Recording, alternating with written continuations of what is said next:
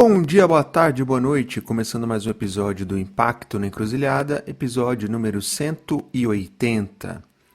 Letramento midiático e o Cidade Alerta socioambiental.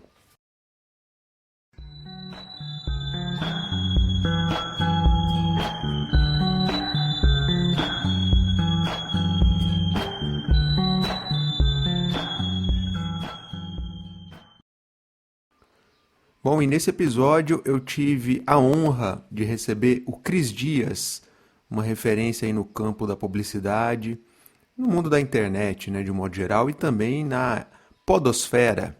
Se você não conhece o Boa Noite Internet, é o podcast que ele conduz, fica a dica, link aí na descrição.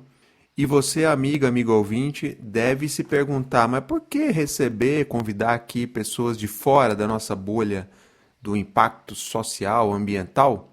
E eu te respondo de maneira muito simples, porque só assim é que a gente vai, de fato, sair da nossa bolha, que é o que a gente tanto fala e busca, não é mesmo? É muito fácil falar entre convertidos, mas o que a gente precisa mesmo é sair da bolha. E o Cris está numa bolha, digamos, irmã ou próxima da nossa. A gente permeou um pouco aqui no debate, afinal ele também pincela um pouco desses temas, embora não seja o tema principal do Boa Noite Internet. Bom, é claro que você que acompanha aqui o Impacto na Encruzilhada sabe que estranhamento, pimenta e conversas, ideias nada óbvias é nossa matéria-prima aqui. Se ligue nisso para escutar aí o papo com o Cris. Afinal, como é que a gente pode conquistar mentes e corações com essa nossa conversa pró-impacto social positivo, sem a gente cair num modelo à la Cidade Alerta? Bom, o Cris refletiu sobre isso e a conclusão é simplesmente um duplo twist carpado. Escuta aí que você vai entender. Bom, brincadeiras à parte, esse papo de propósito das marcas, de engajamento com causas, sobre os quais tanto falamos aqui na nossa fantástica fábrica do impacto social, é também tema que permeia, né, que passa lá no Boa Noite Internet, o podcast do Cris. Tá aí mais um motivo para convidá-lo aqui para a gente trocar essa ideia. E como ele costuma brincar por lá, para ele dar uma consultoria grátis aqui para a gente. Bom, e eu devo sublinhar isso, que de fato, né, agradecer ao Cris e à Ana, a sua produtora e também esposa, que o papo foi totalmente 0800, tá bom?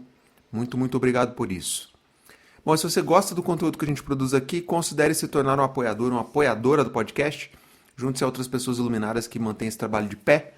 Passa lá no Apoia, esse link na descrição e veja como colaborar. Eu aproveito para agradecer demais essa galera. Vocês são foda demais. Bom, então é isso. Agradecer demais ao Cris Dias pela conversa, pelo papo, gravado em pleno ar esfumaçado de São Paulo e de Brasília, e com uma umidade relativa do ar de deixar o deserto do Atacama com inveja. Afinal, aqui é Brasil, né? Pois é. Então, sem mais delongas, partiu pro papo.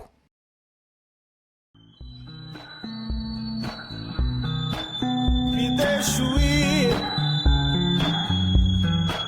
de tempo em tempo fraco, usando coisas que não me servem, um preto opaco. Grande Cris Dias, é uma honra tê-lo aqui conosco. Para a gente começar, para os ouvintes do Impacto na Encruzilhada desavisados, que não conheçam o Cris Dias, se apresenta, por favor, seja super bem-vindo. Que isso, Arno. Muito obrigado por estar aqui. Eu tô nessa nave louca chamada internet já tem aí, dependendo do que você contar, pelo menos 24 anos. Comecei blogando. Eu sou formado em ciência da computação, o que me fez trabalhar fora do Brasil. E aí, por causa disso, comecei a blogar. E aí eu fui trabalhar com um programador fora do Brasil, e por causa disso comecei a blogar. E aí nessa eu fui lentamente, sei lá em qual ordem, blog, podcast, Twitter, Orkut, Facebook, vídeo, podcast, enfim. Eu fui lentamente migrando para a área de comunicação, trabalhei com TI até 2009, e aí comecei a trabalhar em produtora, agência de publicidade, fui da equipe criativa do Facebook por 5 anos, era quase como uma agência de publicidade lá dentro. Fui head de conteúdo do BuzzFeed Brasil, e agora crio conteúdo online. Tem uma empresa de conteúdo, a Ampere, a gente produz, a gente gosta de falar que a gente tem orgulho de contar a história com os outros, e entre uma das histórias que a gente conta é o meu podcast Boa Noite Internet, está aí 6 anos também no ar, tentando entender o mundo com histórias interessantes. Eu falo, quem chega novo fala assim, não, você está procurando respostas, veio no lugar errado, eu estou aqui fazendo perguntas e tentando me divertir no caminho até a resposta. Como você fala no Boa Noite Internet, consultoria grátis. É um pouco do que eu estou fazendo com você aqui hoje, tá? Te agradeço por isso, aliás. E, bom, você citou o Boa Noite Internet, link na descrição. Se algum desavisado nosso que não conhece, recomendo muito. E no Boa Noite Internet, de certa forma, não é o tema central o nosso aqui, impacto social, mudar o mundo nessa linha social, ambiental, mas você permeia às vezes esse tema. Então eu queria um pouco te ouvir em relação a isso. Na sua visão, é muita forçação de barra a gente esperar das marcas, das empresas, que elas sejam vetores desse tipo de transformação social ambiental? Como é que você enxerga isso?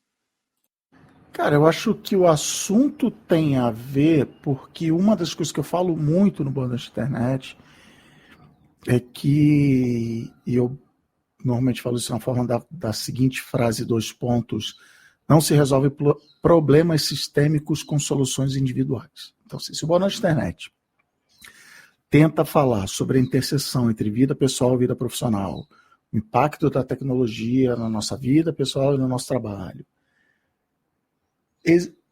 tudo está nesse meio. Então, por exemplo, uma coisa que eu falo muito é meio criticando quem fala assim, eu não falo de política. Boa sorte, tudo que você faz é política. E a metáfora política virou realidade nas últimas semanas, até o ar que respiramos é política.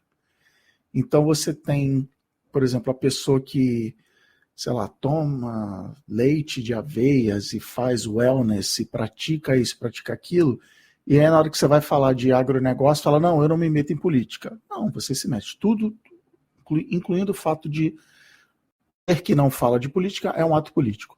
Então, assim, essas transformações, mesmo que uma empresa diga, eu ou algum podcast diga, não, a empresa não tem que se meter com isso, ela se mete com isso mesmo sem saber, porque outra coisa que eu falo também é ideologia política é que nem sotaque, é aquela coisa que a gente acha que só os outros têm. Não, eu não tenho ideologia política, eu tenho a razão, eu estou certo, eu estou né?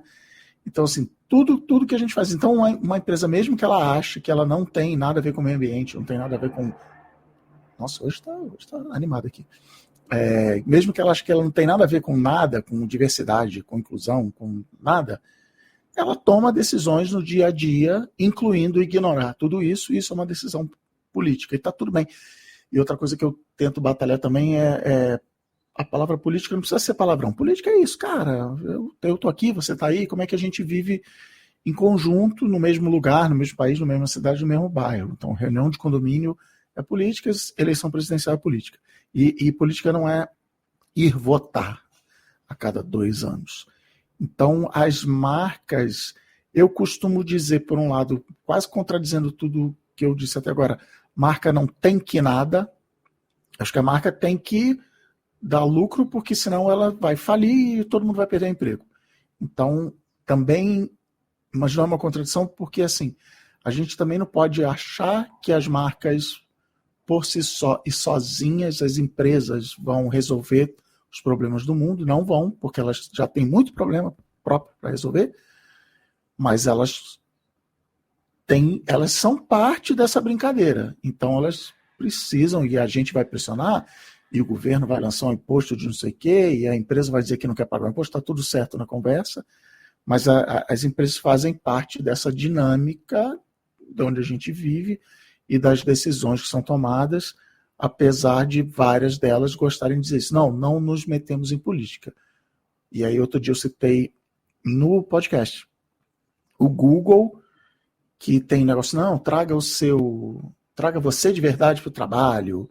E aí, na hora que os funcionários reclamam que o Google tinha um contrato militar com Israel, esses funcionários são mandados embora. E aí, cara, você pode achar que o Google tá certo em ter contrato militar, tá errado eu não vou nem entrar nessa, mas assim, na hora que diversidade, trazer você de verdade para o trabalho, passou a ser mais do que usar o cabelo colorido e falar todas, aí a empresa exerceu o seu poder político e falou, não, isso aqui não se faz aqui dentro. E, de novo, talvez ela esteja no direito dela de fazer isso, mas é só um exemplo de como ela está exercendo política, ela está usando, né, o seu poder econômico para dizer, essa conversa não acontece aqui, aquela outra conversa acontece aqui. Interessante, e eu escutei esse episódio que você mencionou, e é interessante te ouvindo, porque tem alguns momentos do Boa Noite Internet em que você, com convidados e tal, debate a questão de que houve algum momento, não muito distante da nossa linha do tempo, em que as marcas eram meio que obrigadas, entre aspas, a assumir papéis sociais, ambientais. E chegou um certo tempo mais recente, esse pêndulo foi para um outro lado, que é um pouco do debate que você faz. Como é que você enxerga isso nesse momento que a gente está vivendo? Boa, boa. Eu não só falo isso que você falou, como eu era o cara dentro do Facebook que falava para as empresas. Você é uma marca de, sei lá, refrigerante? Não, você é uma marca de felicidade. Você tem que defender a felicidade das pessoas e como isso, como aquilo, né? E tinha uma parte da sessão de trabalho que a gente fazia com as marcas, era isso, qual o seu propósito? E às vezes o propósito é só assim, da Nike, corra todo dia. Não precisa, eu brinco, não é salvar as baleias. Às vezes, na maioria das vezes, o propósito é só isso. Uma marca de detergente para lavar roupa era, toda roupa tem uma história para contar. E, né? Então, assim, não precisa ser. Então, assim, eu acho que então, por isso que eu brinquei que quando eu falo a marca não tem que nada, pode parecer uma contradição, mas eu acho que assim, bom, primeiro, as marcas fizeram isso de ter um propósito e de salve as baleias e a beleza natural e as coisas todas, mas por uma série de motivos era só propaganda, era só tipo o Google, da boca para fora, da porta para dentro as coisas eram diferentes. Muito, às vezes, por pressão de acionista, não, temos que ter diversidade e inclusão, temos, mas aí você contrata pessoas diversas e você fala para as pessoas serem iguais às pessoas que já trabalhavam lá dentro. Não, parabéns, aqui é como a nossa empresa funciona, você tem que agir assim, assim, assim. Não, mas você me contratou porque eu sou uma pessoa diferente. Não, claro, maravilhosa, agora você é da empresa, você vai ser igual a todo mundo. Então, assim, quando eu digo as marcas não tem que nada, é que a gente não deve contar com isso. Que as empresas, eu sou publicitário, eu uso marca e empresa para significar a mesma coisa. A empresa, a gente não pode contar com isso, a gente tem que cobrar, tem que fiscalizar e tem que, usando buzzword militante, como é que é? A sociedade tem que correr atrás disso e não depender disso. Dito tudo isso, quando eu falo que as empresas existem num país, existem numa cidade, tem seres humanos trabalhando lá dentro, seria bom até pela longevidade e até lucratividade da empresa, a empresa se preocupar com esse tipo de coisa. Só vou dar um ponto na equação toda. Para as pessoas se demitirem menos da sua empresa. Eu gosto de ganhar lá o Great Place to Work, que seja assim. Então, assim, não, legal, essa empresa aqui, ela, sei lá, longe de casa, mas ela faz essa coisa aqui. Então, eu recebi uma oferta de trabalho para trabalhar do lado da minha casa, mas, não, lá é legal, porque a gente faz essa coisa aqui que eu acredito. Então, ela deveria estar alinhada com os valores individuais dos seus funcionários, reconhecer seus funcionários como seres humanos e não como números, mas em momentos de crise econômica, tudo isso vai por água abaixo, porque a única coisa que a empresa tem que é dar lucro para poder pagar o salário dessa galera toda. Então, dependendo da época que a gente está, isso acontece mais ou isso acontece menos. Então, uma discussão que eu joguei no LinkedIn outro dia foi se a onda da diversidade ESG estava morrendo porque, legal, ESG, vamos lá, diversidade, isso, aquilo, vamos, meio ambiente, mas esse ano a gente não bateu os números, vamos ter que cortar despesa, vamos ter que demitir, é o primeiro lugar a ser cortado. E aí eu tentei colocar de um jeito que nem era reclamando, não era nada, era perguntando, está rolando isso? Vocês que estão aí nas empresas e tal, isso está acontecendo de verdade? E o sentimento foi que no Brasil está até um pouco melhor, porque eu citava especificamente uma matéria sobre empresas do Vale do Silício, que estavam meio que, até por exemplo, que apoiavam instituições para botar mais mulheres em posições de matemática, né, engenharia, ciência, tecnologia, engenharia e matemática, e cortaram o patrocínio dessa galera, porque empresas estão apertando o cinto. E a galera falou, no Brasil não está tão ruim assim, está rolando, está avançando, até porque, segundo as pessoas nos comentários, as empresas brasileiras estão fazendo mais a sério e elas acham que essas empresas americanas eram só para aparecer, só para dar entrevista e dizer que estava bem na fita e não tinha realmente nenhum compromisso de mudar as coisas. Diminuir o peso do imenso fardo. Carrego um par de pernas despedaçado. Eu gosto da cor dourada. As contas são multiplicadas por 3.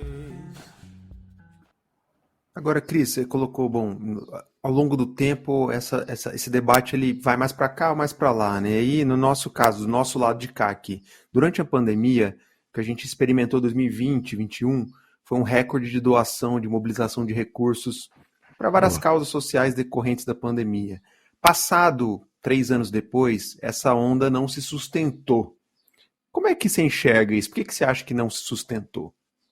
Cara, eu acho que a gente vive, naturalmente, o ser humano vive no momento, então acontece uma enchente, um incêndio, um negócio assim, a gente se comove com aquilo e dá importância para aquilo, e às vezes até, eu nem tinha para doar, mas eu doei aqui porque eu acho importante. Mas ao mesmo tempo a gente se sente pressionado, quase num jogo de aparências, assim, eu preciso doar, senão vai pegar mal, meus amigos estão dizendo aí que estão doando, eu não estou doando, e aí tem a ver com o que eu brinco é o posto, logo existo, então assim, eu preciso transformar isso de algum jeito em algum conteúdo, nem que seja no zap da família, mas para aquilo ser parte da minha identidade. Olha como eu sou um cara legal, eu não só doei, como eu doei eu escolhi doar para essa instituição aqui. O que isso tem a dizer sobre mim. E tem um outro lado, que é um dos assuntos que tem mais me interessado ultimamente, que é meio que me trouxe até aqui, mas enfim, que eu chamo de letramento midiático, que é entender o ciclo de notícias na era de feeds, de redes sociais e tal, de que... E é engraçado porque, sei lá, já tem um mês, um conhecido meu postou no LinkedIn falando sobre mudanças climáticas, e ele falou assim, isso não é notícia, né? As mudanças climáticas não são notícia. E o cara é jornalista, trabalhava na época em canal de TV. Ele falou, por que a mudança climática não é notícia no mundo? E por causa do que está acontecendo com as queimadas e tal, agora esse mês, virou notícia porque... E a minha resposta eu dei há um mês atrás e até hoje, de vez em quando, pingo um like lá, as pessoas curtindo o que eu falei. E que é basicamente assim, a notícia precisa de gerar alguma emoção. Felicidade, tristeza, raiva, indignação. Então, assim, corrupção. Cara, o governo está roubando. Aquele político lá roubou. Isso é um absurdo. Um assalto. E logo os meios de comunicação, online e offline, se tocaram que é muito mais fácil e eficiente eu gerar notícias que geram medo, indignação, o lado negativo da notícia. Tem alguém vindo me pegar. Esse cara foi eleito presidente, ele vai entrar na minha casa e ele vai me pegar. Isso vale... Pessoas de esquerda e de direita pensam isso de jeitos diferentes. Esse candidato está atrás do meu estilo de vida. Enfim. Então o ciclo de notícia precisa disso. Eu não posso... Eu sou o William Bonner, editor-chefe do Jornal Nacional. Eu não posso fazer uma notícia todo dia, falar assim, bom, gente, o aquecimento global segue firme e forte aí, e hoje a ONU atualizou aqui a previsão, a temperatura vai subir 1,1 grau até 2035. Se ele ficar falando isso todo dia, primeiro, ninguém vai ver, e também vai virar ruído, as pessoas também vão ignorar. Não basta só o William Bonner falar isso. Então, eu coloco as doações nessa caixa assim, olha, enchente no Rio Grande do Sul. Vamos doar, porque é isso, vamos lá e tal. Primeiro, bom, e aí, semana que vem? Bom, eu já doei, eu já fiz minha parte. Como assim? Tem que doar toda semana? Ué, tem, porque as pessoas estão lá, né? Continuam vivendo e tal. Isso sai do ciclo de notícia, primeiro, porque outros fatos acontecem, e segundo, porque você ficar todo dia falando de novo, ou na televisão, ou no site, ou no Instagram, continua alagado aqui. O ecossistema de notícia não comporta isso. A nossa cabeça, o jeito que a gente consome informação, isso vira ruído. É por isso que não tem notícia. Aliás, nós estamos gravando hoje no dia 10 de setembro de 2024. Amanhã é uma data muito importante na comunicação brasileira, que é o dia que, se eu não me engano, o IG ia fazer o dia da notícia boa. O dia onde estava proibido notícia ruim no site. Só que esse dia foi 11 de setembro de 2001. E aí teve as Torres Gêmeas e tal, e foi o maior fracasso da história das boas notícias. Um site só de boas notícias seria lindo, mas do jeito que a nossa cabeça funciona, ele não ia resolver os problemas do mundo, ele não ia nem ser um excesso não ia ser um sucesso de audiência, entendeu? A gente se informa para saber, para se informar, o preço do leite subiu, a criminalidade aumentou, o Brasil ganhou o jogo de futebol. A gente quer saber o que mudou. Só que muitos dos problemas que a gente tem mudam porque as coisas mudam tão lentamente que a gente não percebe, e precisou a umidade relativa do ar cair e a temperatura está 35 graus em setembro, para aí sim virar notícia, e aí você ter o mapa do Jornal Nacional com o Brasil todo pintado de vermelho para ser aquilo. Mas, sei lá, vai chegar outubro, a temperatura vai começar a chover e tal, isso deixa de ser notícia, as pessoas voltam a viver o dia a dia. E todos fazemos isso, né? Eu também caio em todas essas armadilhas. Mas eu acho que eu puxei o fio do letramento midiático, é isso. É entender. Entendi, a lógica do algoritmo é assim, a lógica da pauta do jornal é essa. Ela precisa ser desse jeito, do mesmo jeito que a girafa precisa ter o pescoço comprido, para alcançar a folha lá em cima. Então, tá tudo certo, mas não tá tudo certo.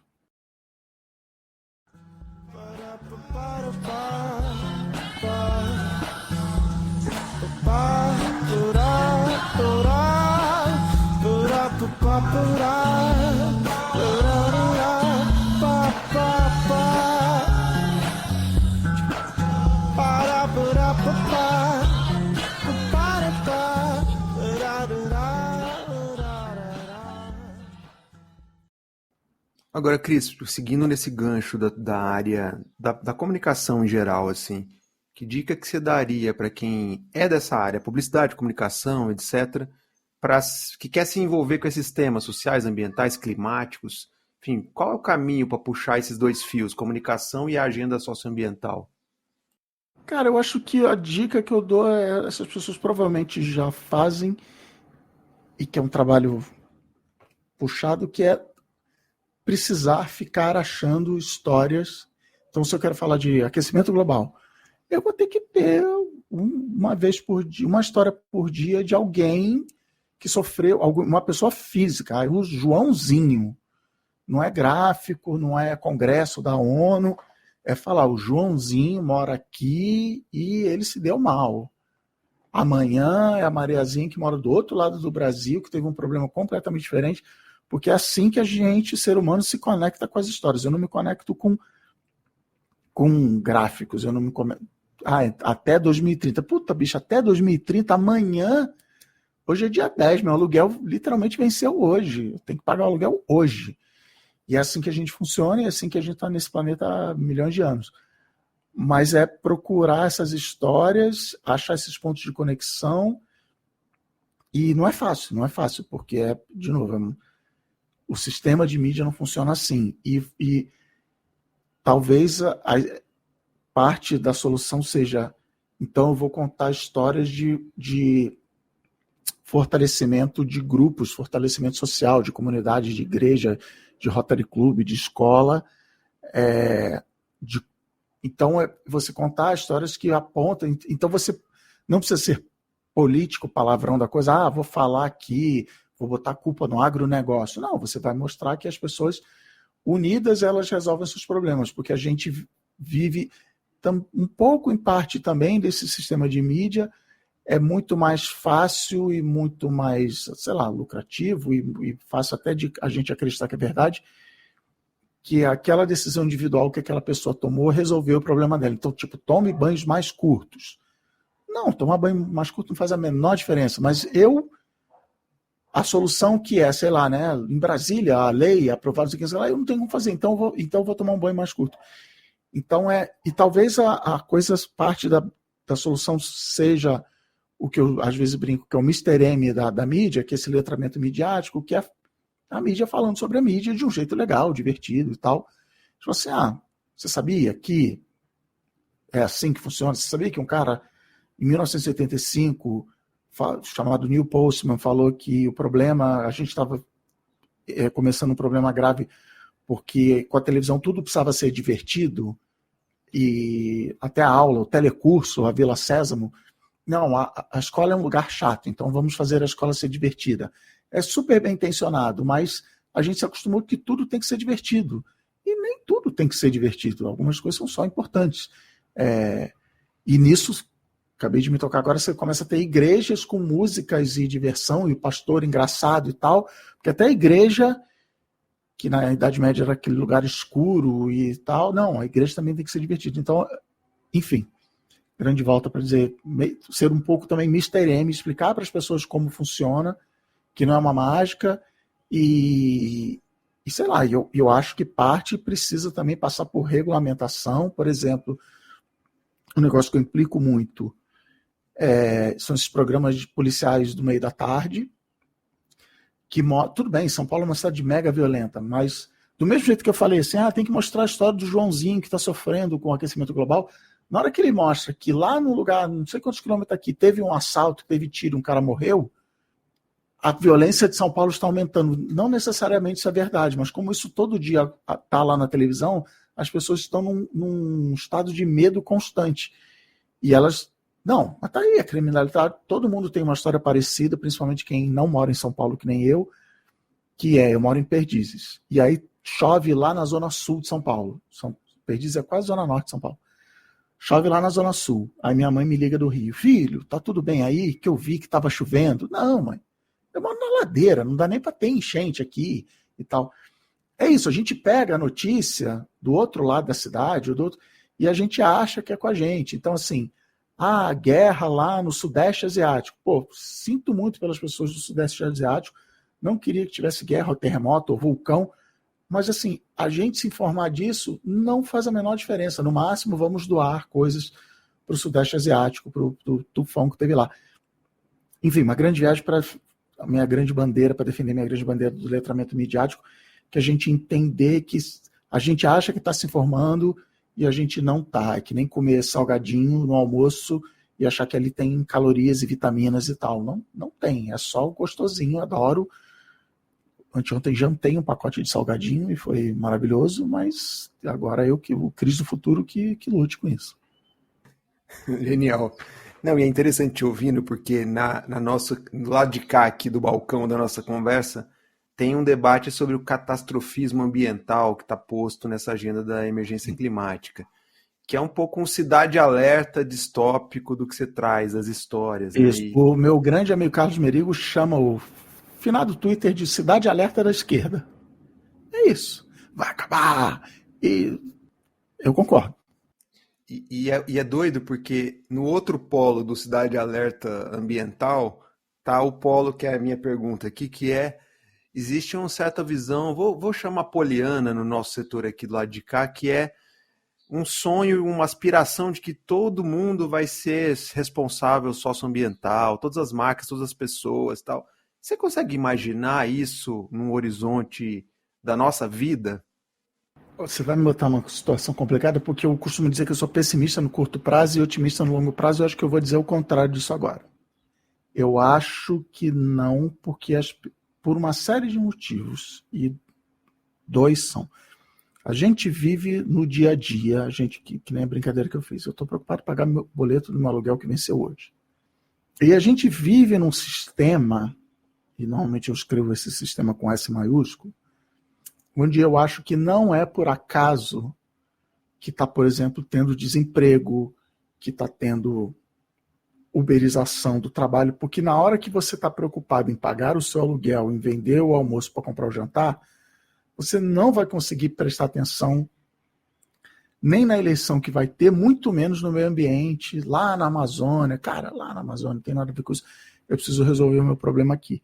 Eu acho que não é por acaso. Não acho que é um grande complô de senhores idosos que se encontram num clube secreto, sombrio e tal, mas assim, por isso que eu chamo de sistema, é um sistema de incentivos e recompensas que alguém... Então, assim, na época que teve, fim de 2022, rolou a demissão no Google, na Meta e tal, teve um cara, tentei achar essa notícia outro dia, teve um investidor que falou assim, um consultor de negócios que virou e falou, o salário desse povo está muito alto, a gente tem que demitir eles porque eles estão com muita segurança no emprego. Então, demite para mandar uma mensagem de que quem ficou pode perder o seu emprego a qualquer momento e eles vão parar de questionar algumas coisas.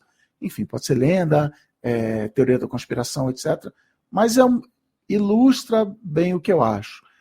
Mas eu acho que existe uma solução que o Cidade Alerta que você falou, acho que parte, aí talvez seja o meu otimismo, parte da solução está numa coisa muito, muito difícil que nós temos na comunicação hoje, na política e tal, por causa do sistema de notícias, de feed e tal que eu acabei de falar, que é o desaparecimento do centro.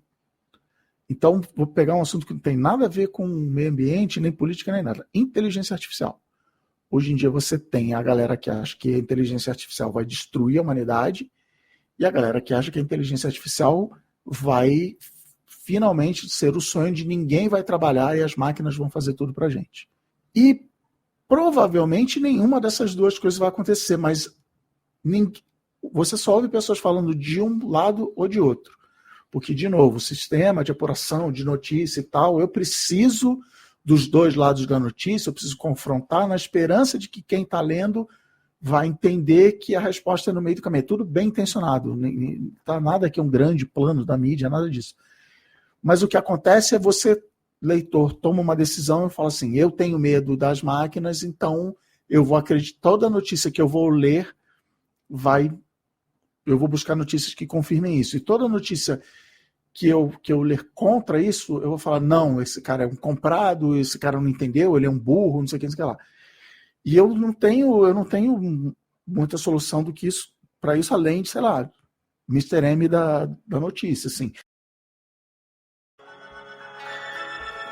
Carrego um par de pernas despedaçado. Eu gosto da cor dourada. As contas são multiplicadas por 3. Eu estava falando hoje uma história que eu falo sempre, assim, nossa ministra do Meio Ambiente, Marina Silva, nunca vai ser eleita, porque ela é de centro. Porque ela é assim, cara, não pode desmatar, mas o fazendeiro tem que plantar o negócio dele. Senão, como é que vai acontecer? Tem que aumentar o imposto aqui, mas diminuir ali e tal. E a galera, não. Ou é isso, porque, de novo, é o que inflama as pessoas, é o que gera corte de podcast, é o que gera like, compartilhamento. A Marina Silva, daquele jeito calmo dela, aparecendo no vídeo falando, galera, nem aqui nem ali, vamos ficar no meio do caminho. Esse vídeo no Instagram, no TikTok, não vai dar em nada, porque ele não está gerando nenhuma emoção minha. Então a gente precisa desatar esse nó para as pessoas, primeiro, entenderem, porque o meio ambiente especificamente, ele sofre um problema que cara, você quer resolver, então você tem que parar de comer carne, tomar banho uma vez por semana, não usar roupa de couro e andar de transporte público, de preferência de bicicleta. Então eu vou nem tentar, cara, me dá o bife aí e me dá meu carro. Então, assim, calma, quais são as pequenas ações que você pode fazer, que isso tem um impacto, tomar banho curto não tem impacto, mas deixar de comer carne uma vez por semana, tem, não sei, estou inventando aqui da minha cabeça. Então, entender os pequenos passos, mas eu vejo isso em muitos assuntos, em muitas pautas, assim.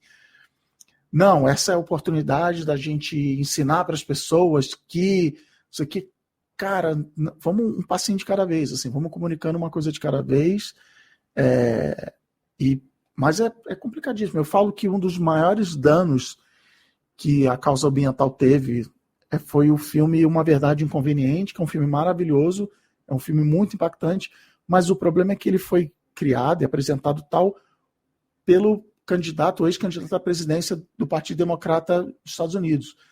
E eu li em algum lugar, que eu também não vou lembrar o nome, que antes do Al Gore, os republicanos tinham uma pauta de meio ambiente forte, por, sei lá, não vou lembrar por quê, mas na hora que ele vira, ele chama a pauta para ele, os republicanos falam, bom, isso então é coisa de comunista, queima tudo, porque eu não me meto nesse assunto, senão eu vou estar dando moral para ele. Então, a gente vive, não vou, não, aquele cara, eu sou de esquerda, mas aí parece um cara de direita, eu sou contra, não quero nem ouvir o que ele vai falar. Ele falou, eu já sou contra ele. Pô, mas aquilo que ele falou até fazia sentido, né? Mas não, eu não posso dar moral para esse cara. Então a gente vive a polarização, etc.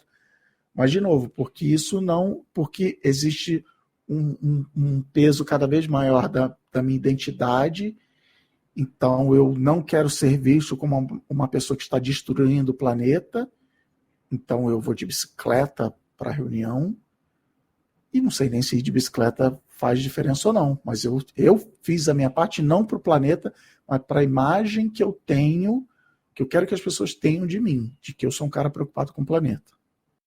Bem legal, bem interessante.